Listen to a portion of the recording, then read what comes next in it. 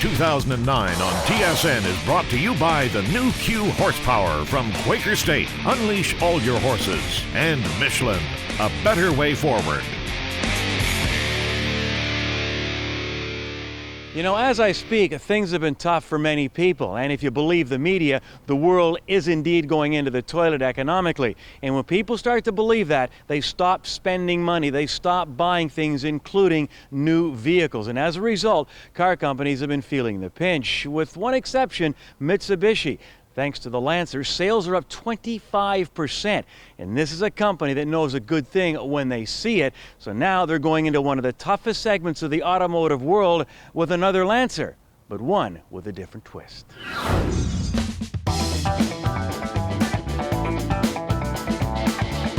The Lancer Sportback is a very important vehicle for us. Lancer sedan did very well when the new model was introduced in 2008 model year. The 5-door is obviously a very important vehicle for us. The compact segment in Canada, 5-door is important as well. Actually, if you look at last year's sales, the trend for a 5-door compact was actually almost double of the 4-door.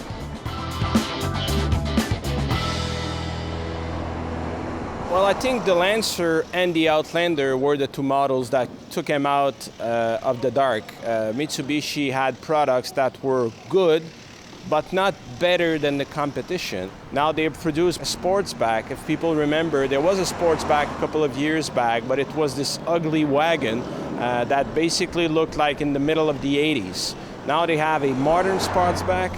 It's basically the same car as the sedan with a hatch and $500 extra. I think in Canada, it is doing very well. I think they are really hurting in the States. In fact, the last numbers I saw was we're selling a little over 20,000 or right around the 20,000 mark in Canada. But they're only selling about 3 times as many as that in the States, when the numbers are usually like 10 to 1. So it's hurting in the States. But this car that we're testing today, the Lancer series, is a really good car. The whole series is quite good. They look good. This latest one, the Sportback, is very roomy inside, very roomy. Well put together. It's got the best interior of any Mitsubishi, and it's a pretty sophisticated product. I can see why it's selling fairly well.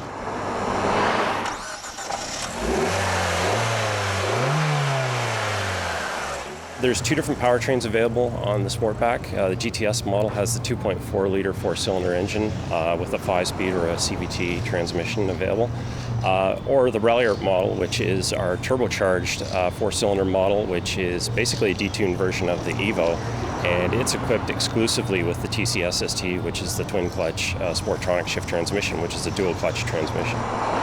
From the back of the rear doors, it's where you're going to see the biggest difference in the vehicle. It's a hatchback design, so you've got a larger opening. You can put larger objects in the back of the vehicle, so there's a little bit more functionality than you have with the Lancer sedan. All the big manufacturers are there with good models, so again, it is hard to get out of the crowd and wave to say here, because the grocery list is long in this segment, so they have to do something a little different. And I think with the hatchback, the beauty is there are not many in that category.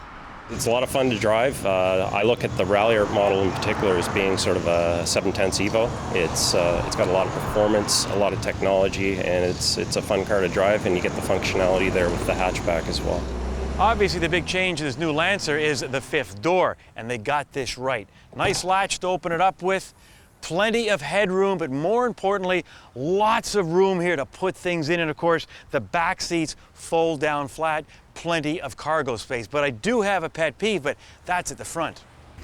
Now, this pet peeve has absolutely nothing to do with Mitsubishi, but it's a pet peeve we all share here on Motoring.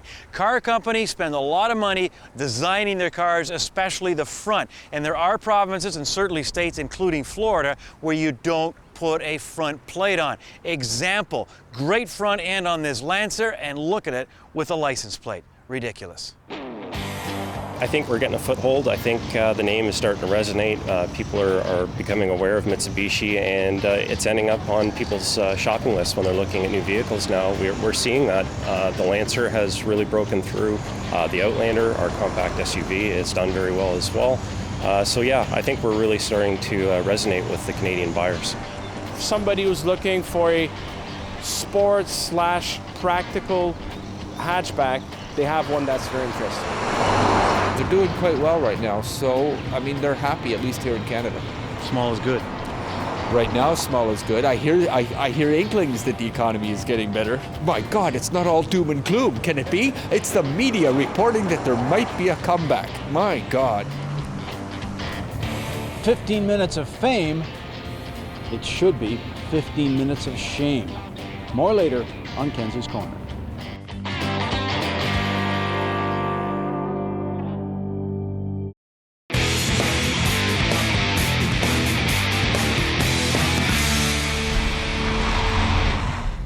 Talk diesel, and one of the first names to surface is Volkswagen. On this edition of Test Drive, the Jetta and its forgotten fuel.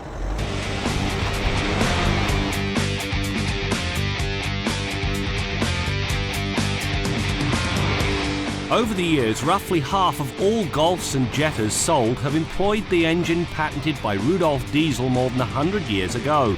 The reason for and the allure of the compression ignition cycle is not difficult to grasp. Economy. Of course, the best fuel miser in the world is not worth a hill of beans if it lacks a rewarding drive. Puttering around while flogging the living daylights out of an engine just to keep up with stop-and-go traffic is not fun.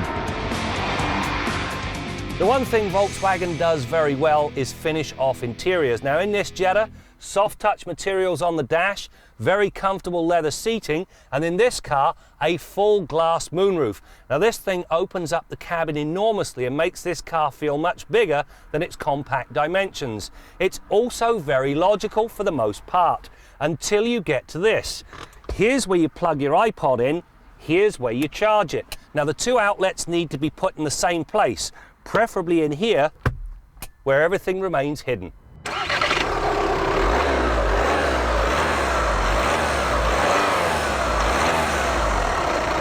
The Jetta TDI uses VW's latest diesel engine, a 2-litre turbocharged common rail unit. The beauty is that along with wonderful fuel economy comes plenty of power. It's not so much the 140 horsepower that impresses, rather it's the gobs of torque on tap. 236 pound-feet of torque at just 1750 RPM. Hammer the accelerator and the turbo comes online immediately, as in there is no turbo lag. When pushed, the Jetta picks up its side sills and runs to 100k in 9.4 seconds. Not the quickest time in the segment, but more than adequate, as the torque actually makes the car feel so much faster. The other place this engine really impresses is the fact that when you compare it to the previous engine, it actually reduces particulate and nitrogen oxide emissions by 90%, and so this thing meets all prevailing standards. Of more interest, it actually manages to do that without the need for your rear injection. As for the rest of it, there is absolutely no compromise. Where diesels have earned a reputation for being noisy, this engine is commendably quiet. Once through an early bout of diesel clatter, it's difficult to tell this engine from its gasoline counterpart, which is an enormous compliment. The TDI's power is relayed to the road through either a 6-speed manual or a 6-speed twin-clutch manumatic. The twin-clutch transmission is the keeper. Heresy, some may say, but this transmission does it all in fine style. It rev matches on downshifts, and it's faster than Michael Schumacher on the way up through the gears. Being a wagon, this Jetta comes with generous amounts of space. To begin with, there's enough room for 2 adults to sit without the usual whining, and you still have about 33 cubic feet of cargo space left with the seats upright. Now, if you fold them down, that number jumps to about 67 cubic feet. There's also a couple of nice touches. First of all, a ski pass-through that's built right into the seat back, and this thing, a privacy cover to keep prying eyes off your stuff. The one drawback? There's nowhere to store this when the seats are in the folded position. In terms of its handling, the Jetta is pretty good for a compact family wagon, as the suspenders do a good job of dialing out body roll without upsetting the ride quality. When pushed, the response to driver input is quick and predictable, yet on the highway, all but the largest frost heave slips by unnoticed. Sadly, well, if you want electronic stability control, VW demand $450. Now that's putting overall safety in the back seat. It belongs up front. This new Jetta succeeds on so many levels. However, what really impressed me, if you're looking for long distance comfort, this is the car for you. It rides very nicely and the seats are exceptionally comfortable. But what seals the deal?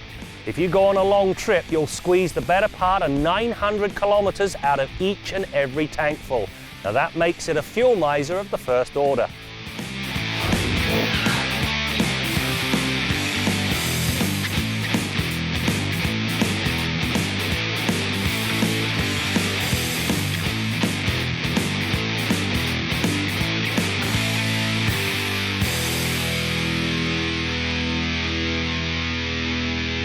Make sure you check out the motoring website at motoringtv.com. You can watch any program you may have missed. In fact, how about a trip down memory lane and see what we were driving as far back as 1988.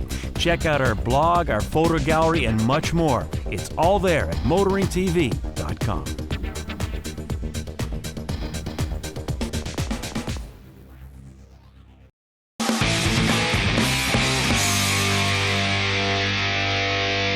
This is the first all-new Porsche in 7 years. After having introduced the Cayenne 7 years ago, this is the next big step in the company's evolution. It's a four-door, four-passenger. We're calling it a Gran Turismo because it's not quite a sedan, it has a hatchback. Well, my first impression of the car was that it sort of looked like a hatchback four-door Corvette.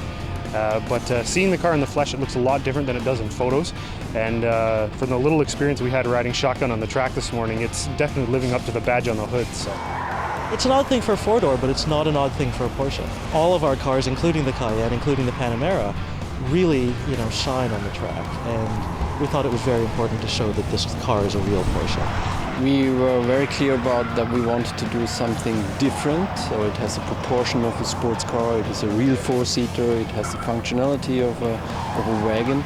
And then on top of this, since the car didn't have a predecessor, to make sure that it is recognized as a Porsche at its first glance.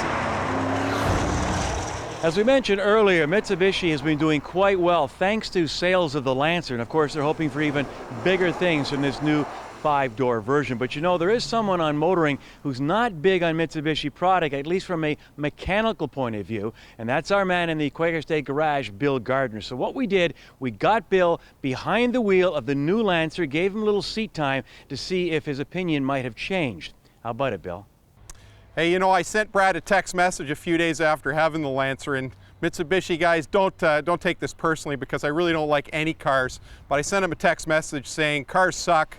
And you just drive cars when when gas is too expensive to justify driving your pickup truck, or it's too cold/wet to ride your motorcycle. That's where I feel cars fit in. And you know what? I'll leave the driving impressions to Graham Fletcher. I'm sure he's going to ring this car out and tell you more about it.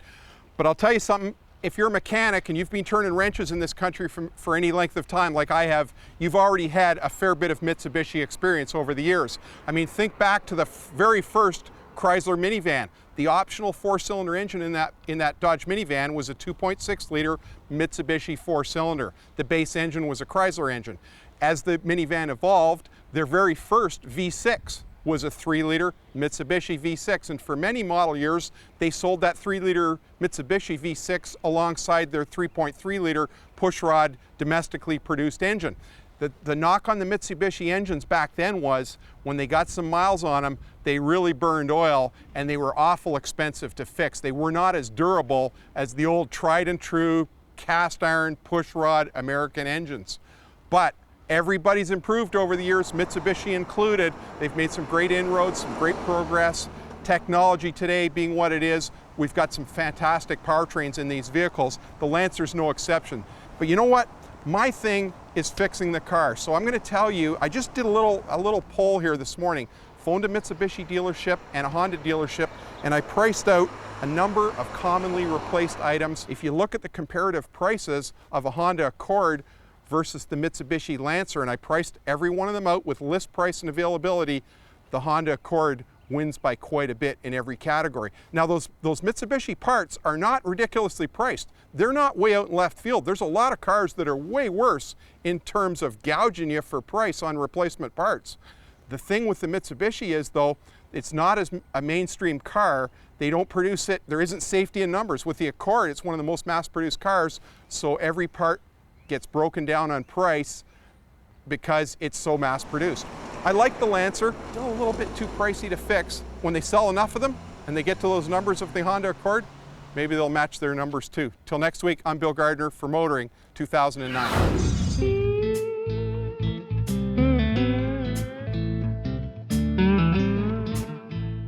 Good morning, everyone, and welcome to Mosport. In my opinion, this is one of the best tracks in the world.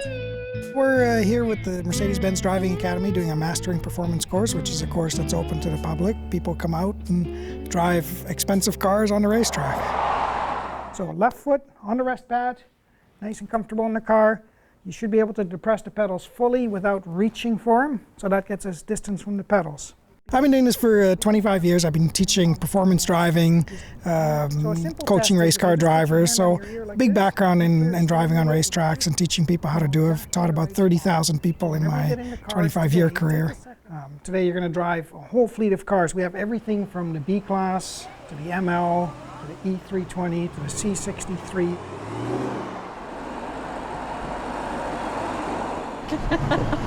Anytime I don't hit him or the cones is a good day.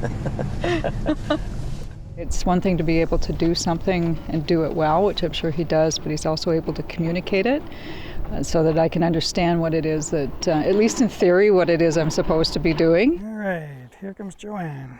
It's going to take me some practice to be able to actually achieve it.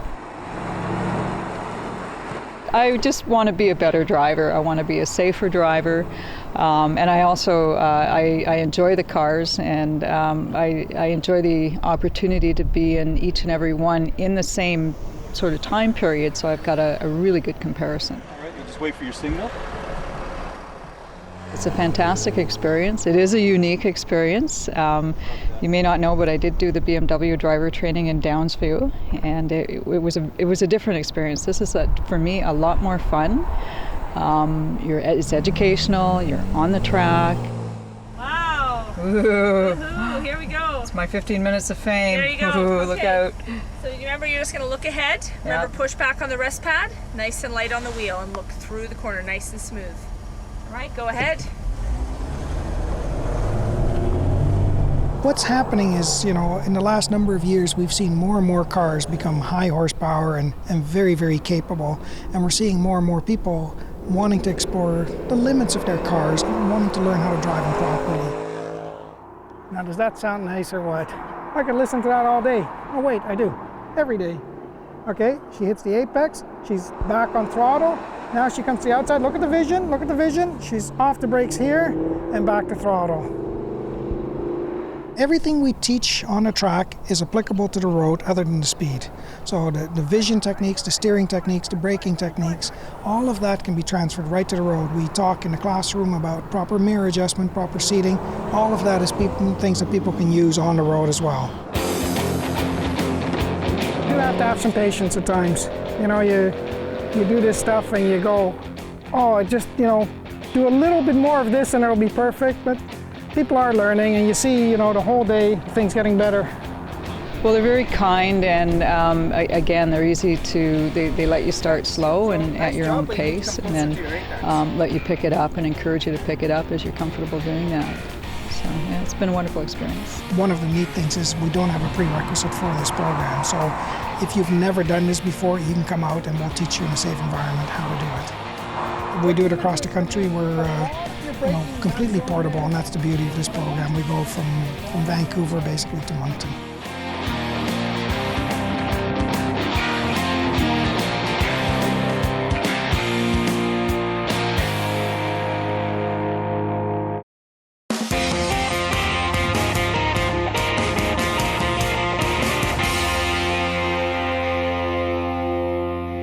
A teenage boy with a fairly extensive list of traffic convictions. Dad buys him a brand new car. He crashes the car, kills himself and two of his best friends, and Dad tries to lay all the blame on the serving staff at the local restaurant who served him maybe too many beers. Got a New York Times story here. 20-year-old kid blabbing on the cell phone, blows a red light, says he never even saw it, T-bones a woman's car and kills her, and his parents' permission allow him to be here in the New York Times at the very scene of the crash. An incident with which I'm personally familiar. A teenage kid, again, end over end in a Corvette through a cornfield. He's on life support in the local hospital. On his way to visit his son in the hospital, Dad stops at the local Chevrolet dealer and buys him a new Corvette. Son, if you ever get out of the coma, here's the keys to a Corvette. You can go finish the job. And just the other day on television, a story about a young kid. He's about this tall, couldn't have been much more than 10 years old. He stole his daddy's car, joyriding through the neighborhood. The cops finally catch up to him. And the next morning, the kid and his parents are on Good Morning America. Ha ha ha, young boy steals car. Where is the parental responsibility here? As the father of four myself, I just have to shake my head. I'm Jim Kenzie.